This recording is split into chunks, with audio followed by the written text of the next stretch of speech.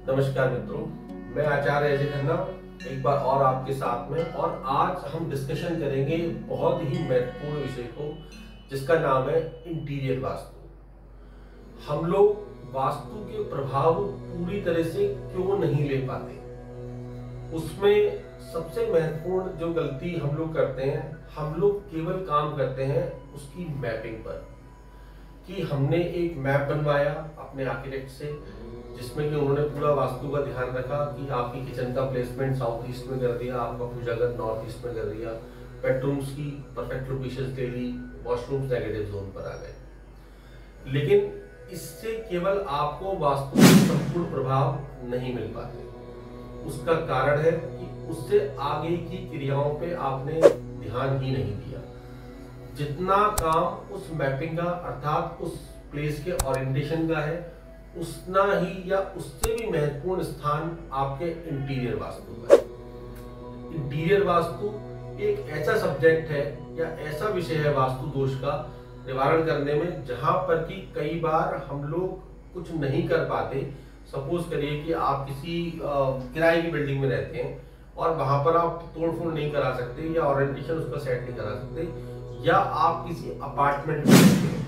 Interior vastu का role apartment में बहुत ज्यादा होता है कि वहां पर आपके पास बिल्डर ने जो आपको बना के दिया है उसमें लिमिटेशंस होती हैं और उसी के अकॉर्डिंग आपको अपना इंटीरियर ट्रीट करना है। वहां पर इसका रोल बहुत ज्यादा हो जाता है। बात अब इंटीरियर वास्तु की।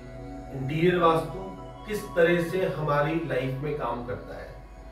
हर चीज की एक अपनी एक वाइब्रेशन है, लाइक कलर्स की वाइब्रेशन, प्रोडक्ट की वाइब्रेशन, शेप्स की वाइब्रेशन। किसी को कोई चीज ट्रायंगुलर शेप में अच्छी लगती है, किसी को कोई चीज गोलाई में अच्छी लगती है और किसी को कोई चीज स्क्वायर या रेक्टेंगुलर अच्छी लगती है। साथ रंगों का चयन, अगर हम किसी का इंटीरियर मटेरियल को खरीदने जाएं, सपोज करिए हम कुछ टाइल खरीदने जाएं, तो किसी को लाल रंग की टाइल, किसी को नीले रंग की टाइल, किसी को किसी कलर की टाइल पसंद आएगी। यही है दोस्तों इंटीरियर वास्तु। आपका पर्टिकुलर कमरा या पर्टिकुलर प्लेस किस डायरेक्शन में लोकेट है और कौन उसका एक्चुअल यूजर है, उसी के अकॉर्डिंगली पूरे घर का इंटीरियर या उसके पर्टिकुलर रूम का इंटीरियर सेट किया जाता है। चाहे वो किचन हो तो उसमें आपके घर की जो गृहिणी है, जो उसका यूजर है, एक्चुअल यूजर जो है।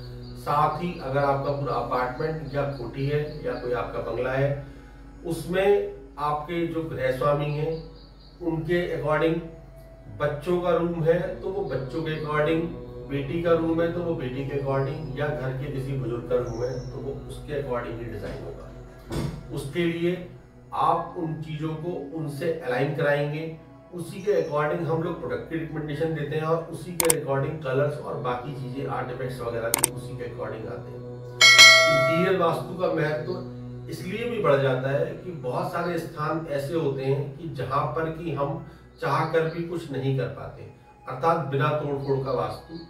बिना तोड़फोड़ के वास्तु में इंटीरियर वास्तु बहुत महत्वपूर्ण है, जिसमें हम केवल कलर्स या आर्टिफैक्ट के थ्रू ही उस एरिया में पॉजिटिविटी या उन दिशाओं को अलाइन कर सकते हैं। अगर कोई गलत डायरेक्शन में आपका दरवाजा लगा हुआ है तो कुछ प्रोडक्ट्स या दरवाजे के कलर्स या हार्डवेयर के थ्रू भी या हार्डवेयर के डिजाइन के थ्रू भी हम उसको पॉजिटिविटी क्रिएट कर उनके अच्छे प्रभाव हम वहां ले सकते हैं।